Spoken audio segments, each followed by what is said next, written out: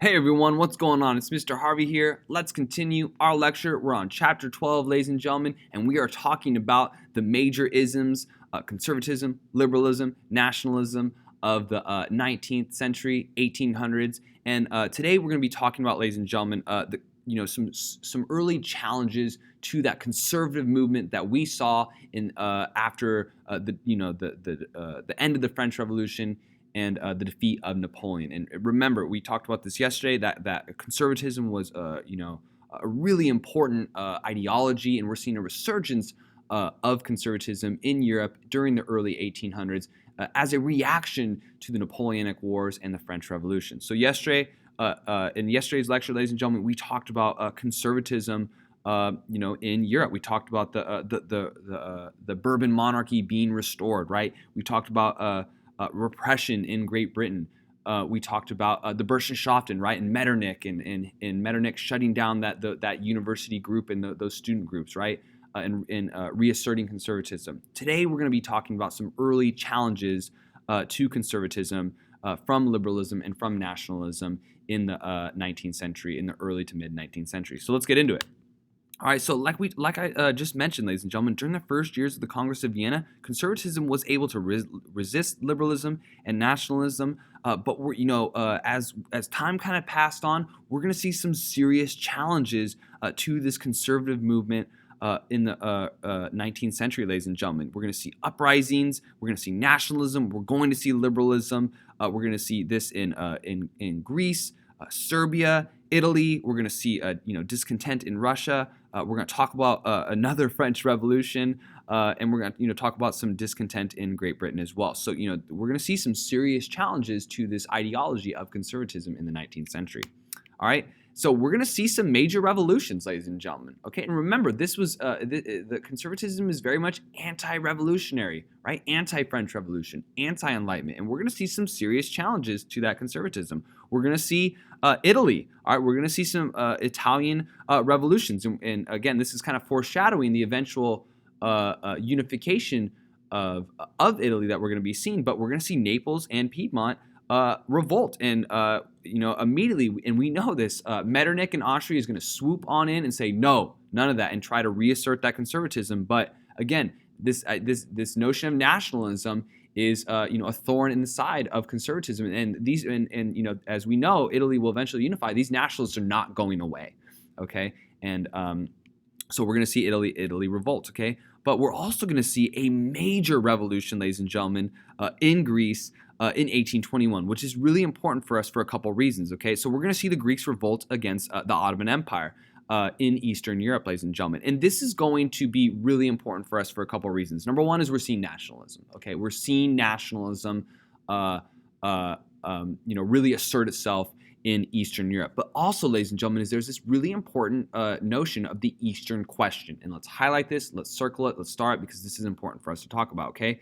The Ottoman Empire is a dying empire, okay? It is dying during the 19th century, and it eventually will completely die out with World War I, ladies and gentlemen, at the end of World War I. It'll be one of four major empires that is going to die with and go away with World War I. And there's this huge question in Europe, ladies and gentlemen. It's called the Eastern question, is which country is going to, fill the void and really gain power in Eastern Europe, resulting from the decline of the Ottoman Empire. Which country is going to take up this power that the Ottoman Empire is slowly losing in Eastern Europe? And there's a couple contenders. There's Austria, which is definitely going to be a country contending for power in there, or Russia. And so it's this Eastern question: what are they going to do about the Balkans? In the Balkan area is in Eastern Europe. It's going to be an area there's going to be a lot of instability with the Ottomans leaving the Balkans, a lot of nationalism, a lot of liberalism, and it's a serious question. What is going to happen? What is Europe going to do about the Ottoman Empire power receding in Eastern Europe, especially in the Balkans? Okay, so we're going to see within in the Greek Revolution is going to kind of highlight this issue. So we're going to see within the Greek Revolution, Britain, France, and Russia are going to conclude that an independent Greece would serve their interests for multiple reasons, which we're going to talk about. So Britain, France, and Russia are going to support the Greeks in their revolution against the Ottomans. Okay. And there's a couple reasons why. Number one is they wanted to gain some territory. All right. They wanted access to some of the historic Christian relics and shrines in Greece. But also they wanted to, assert and have more control over Eastern Europe. With the Ottomans losing the Greeks from their empire, that allowed for these countries to kind of take over and have a little bit more control of Eastern Europe, while the Ottomans are losing control of the Eastern Mediterranean area. So a couple of different motivations for why the major Western powers are going to intervene. But the big picture that I want you all to understand, okay, is that we're seeing nationalism and the Balkans. Okay, very important area for this, because the Balkans is going to be the epicenter for World War I, which I'm trying to foreshadow here. All right. So we're going to see a new king for the Greek kingdoms. Otto the First is not super important, and we're going to see the major powers of Europe declare Greece as an independent and legitimate kingdom within Europe, ladies and gentlemen. Okay, and Lord Byron, we talked about him, a very important romantic artist during this time. He will participate within this conflict, ladies and gentlemen. Okay, now another country that I want to talk about that's really important for us, ladies and gentlemen, I want you to highlight, circle this, is Serbia, ladies and gentlemen. This is very important because Serbia, again, foreshadowing World War I, Serbia is going to be a main player in why World War I goes down. Okay, it's going to be the Serbs that murder the Austrian Archduke Franz Ferdinand, which is going to kind of light the fire of World War I. So we are going to see the Serbs, ladies and gentlemen, just like the Greeks, achieve their independence from the Ottomans, which is very, very important. And we're going to see this in 1830. And, since the late 1700s, ladies and gentlemen, Serbia had wanted independence, and they kind of waged some guerrilla warfare on the Ottoman Empire, and they're going to achieve their independence. Now, so Serbia is going to get their independence in 1830 and be recognized by the major powers. However, ladies and gentlemen, Serbia is going to want to expand their borders, and we're going to see some tensions with Austria. And again, foreshadowing this kind of conflict, and it's going to be Serbia and Austria that really kind of start World War I, and this is going to bring about some serious tension. Serbia expanding its borders, some tension with Austria, and we'll talk more about this as we get closer to World War I. But this is really important for us to understand, ladies and gentlemen, and just foreshadowing for World War I. Okay, Serbia is going to have a very special relationship with Russia. Why? Well, the Serbs are ethnically Slavic. Okay, and this is really important for us to understand, because the biggest Slavic country in Europe is Russia, and Russia is going to feel like Mother Russia and feel like kind of a protector for this smaller Slavic state. And so Serbia and Russia, and we'll talk about Pan-Slavism, and we'll talk about this more as we get closer to World War I. But this is really important, ladies and gentlemen, because Russia is going to feel like a protector for Serbia. And so when there is some serious beef between and there's some serious problems between Austria and Serbia within World War I, guess who's going to come and back up Serbia in World War I? It's going to be Russia. And then we're going to see kind of the pieces aligned for with the alliances, and how this conflict between Serbia and Austria is going to blow up into this major European and eventual world war. So really important for us to understand is that the Slavic relationship between Serbia and Russia, this special bond between the two, because Russia is going to feel like a Slavic protector of the smaller Slavic state, Serbia. Important for us to understand and know. Okay, so by 1856, it's going to be Serbia will be under the official protection of the great powers, but it has that special relationship with Russia. Important for us to understand, ladies and gentlemen. Okay, now let's talk about Russia, ladies and gentlemen, and we're going to see some major suppression and revolution in Russia. And we haven't quite talked about the Russians a lot. Remember, Russia played a huge role in the defeat of Napoleon. Remember, Napoleon's invasion of Russia failed because of the Russians sacrificing space for time in that Russian winter. And the Tsar, ladies and gentlemen, during this time was Alexander the First. We need to know him. Very important. Now, he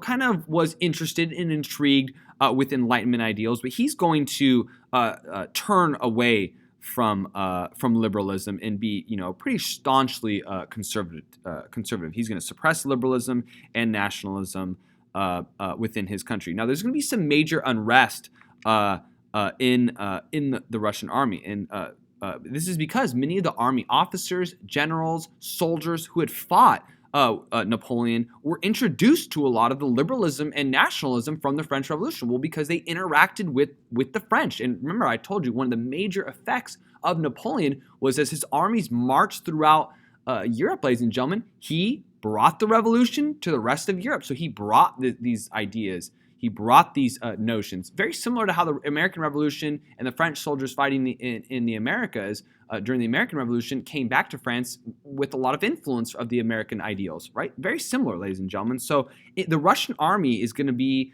there's going to be a lot of unrest in the army because a lot of liberalism and nationalism has been introduced to the army. And so we're going to see, this Southern society led by this man named Pestel call for an end of serfdom, a representative government, and limited independence for Poland. And this is specifically because of those influences of nationalism and liberalism. We're going to see this northern kind of society. And you don't need to memorize all the specifics, ladies and gentlemen. I want you to understand the big ideas here. But this northern society, favored a more moderate constitutional monarchy, an end of serfdom, but the protection of the aristocracy. And many generals within these societies, within the army, agreed that the government there needed to be some change. Okay, and many agreed that maybe a coup d'état should take place, or this coup d'état, the army should take over and introduce nationalism and liberalism.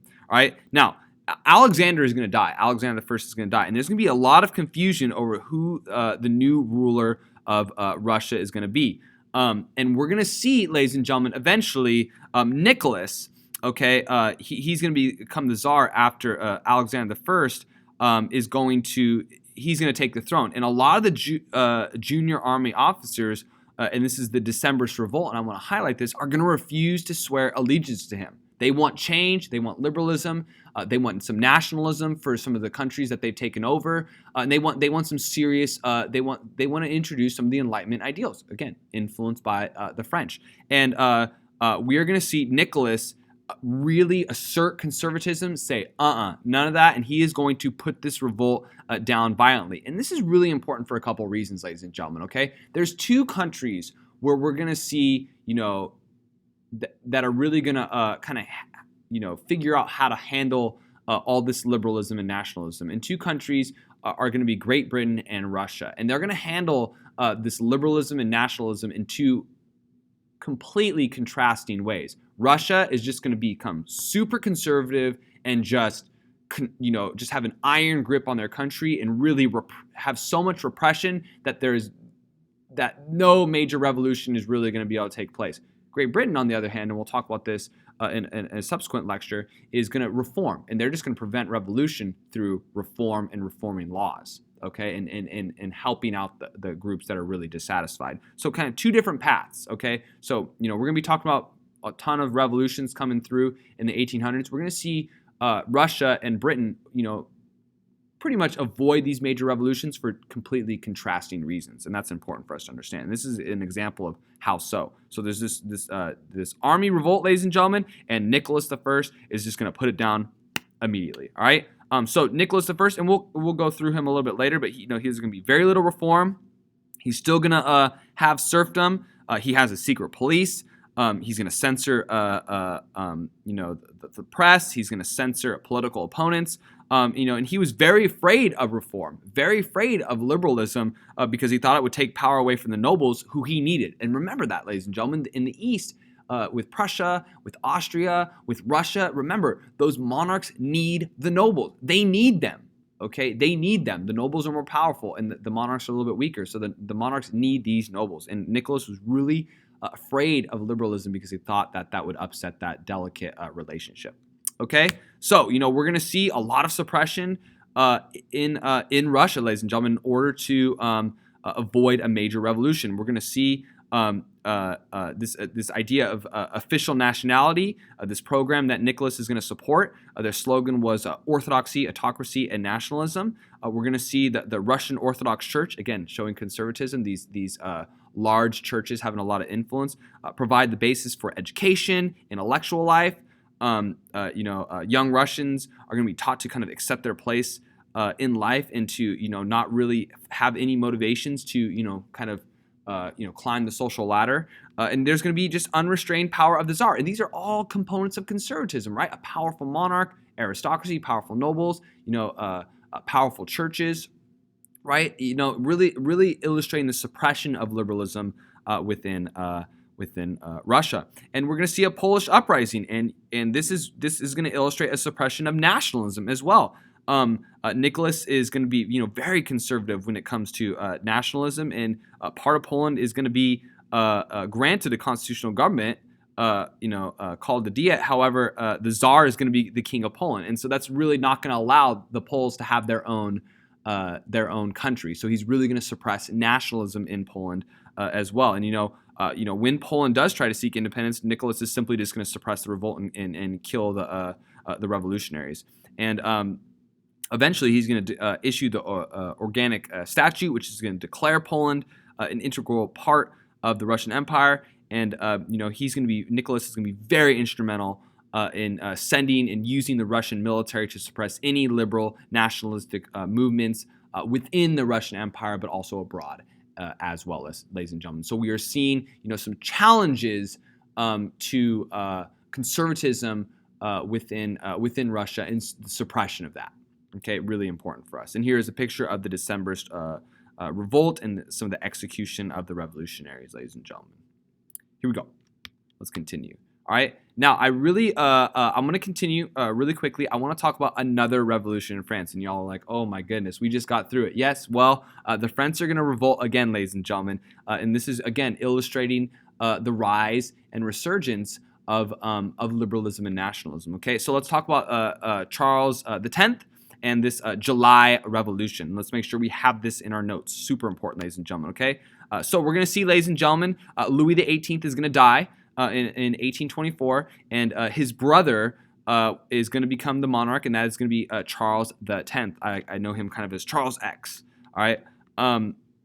Now, Charles X, ladies and gentlemen, believed in divine right, all right? And he, which we know that has caused some problems for some of our former monarchs that we've talked about, right? Namely the Stuarts, right? Charles I and James I, and Louis XVI.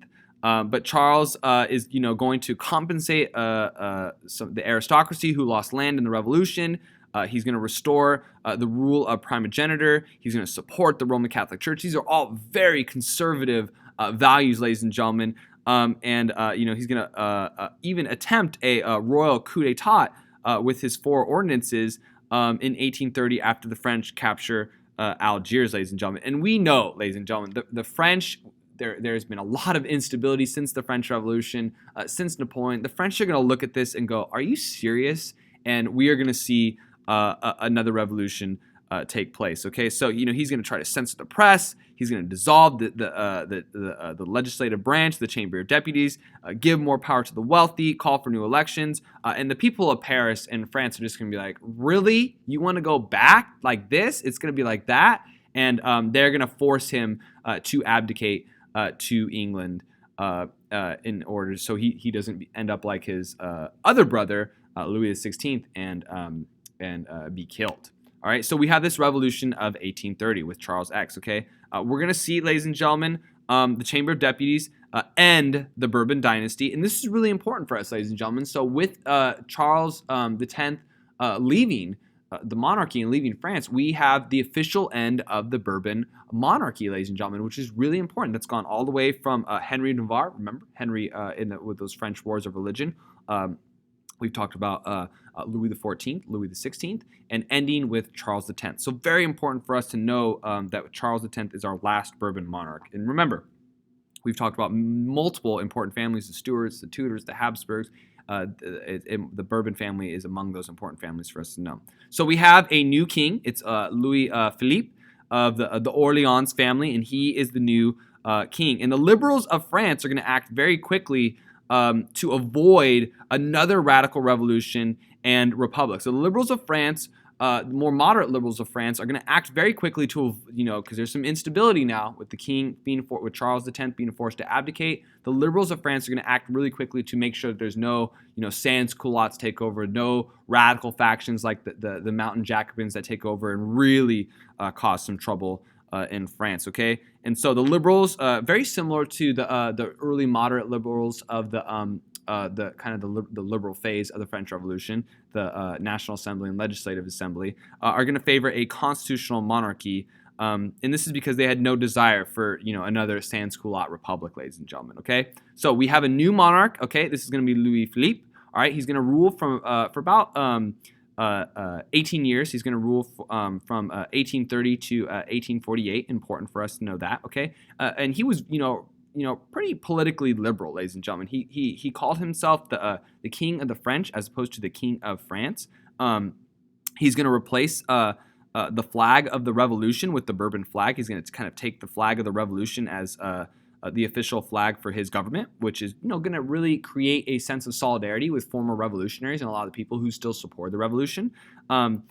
He's going to grant freedom of religion within his government. He's going to grant freedom of press, and this is all liberalism, ladies and gentlemen. We see some Enlightenment ideals, and he's going to really cooperate with the legislative branch, showing checks and balances, ladies and gentlemen, with the Chamber of Deputies. Okay, however, he's going to be quite socially conservative, which is going to lead to some problems later on, but which I will talk about in a couple of chapters. Okay, he favored the aristocracy and allowed money to influence the government, so a little bit of corruption there, ladies and gentlemen. He did not have a strong regard for the lower classes. Okay, and he is going to not treat the working class and lower class very well. That's going to lead them to revolt, and he's going to put those revolts down pretty violently.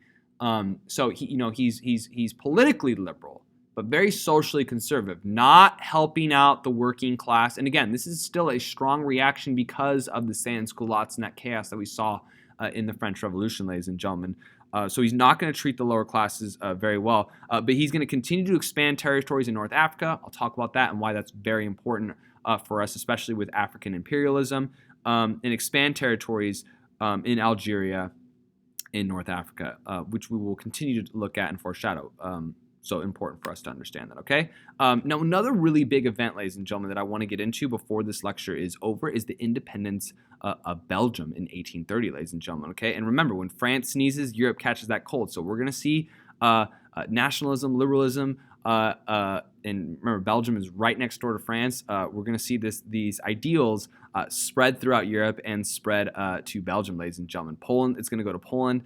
It's going to go to numerous other countries, ladies and gentlemen, but Belgium is a really good example. Okay, so this is the former Austrian Netherlands. Okay, Belgium, remember, was merged with the Northern Netherlands in 1815 to kind of create that super Netherlands, that buffer state against any future French aggression after the Congress of Vienna. And we're going to start to see some Belgian uprisings occur in 1830. They're going to defeat the Dutch, and they're going to write themselves a liberal constitution in 1831. Illustrating, ladies and gentlemen, both liberalism and nationalism. And the major powers are going to refuse to intervene or reverse this revolution. Okay, France, Austria, Prussia are all preoccupied. France wanted to dominate an independent Belgium, and Britain, wanted a more liberal Belgium. But what's really important about this, ladies and gentlemen, is the British and the relationship between Belgium and the British. Okay, Great Britain's going to step in and convince the major powers to recognize Belgium as an independent and neutral power. And the key word here, ladies and gentlemen, is neutral. Okay. Great Britain is going to recognize, and Belgium is going to be recognized as a neutral country. And this is going to be really important, ladies and gentlemen, for World War I, because when we see Germany enact the Schlieffen Plan, when they launched their assault against the French in World War I, well, they are going to go through Belgium and violate Belgian neutrality, and that is going to be a key reason and facilitator in why Britain is going to step into World War I. So really understanding, ladies and gentlemen, that this notion of Belgian neutrality. Okay, we are seeing again an example of liberalism. We are seeing an example again of nationalism. The Belgians wanting their own country to not be united with the Netherlands. All right, but again, foreshadowing World War I. We are getting closer and closer and closer to World War I, and some of the pieces of the puzzle are coming together. So very important for us, ladies and gentlemen. And this, so we're going to see Prince Leopold become the king of the Belgians, and this notion we're going to see of Belgian neutrality. Okay, and it's going to last almost 100 years, ladies and gentlemen. And we're going to see that neutrality be violated, ladies and gentlemen, in World War I with the Germans. Okay, all right, we will stop here for today, ladies and gentlemen. Thank you so much. Tomorrow we will continue our lecture on chapter 12. Thank you so much. Have a great day.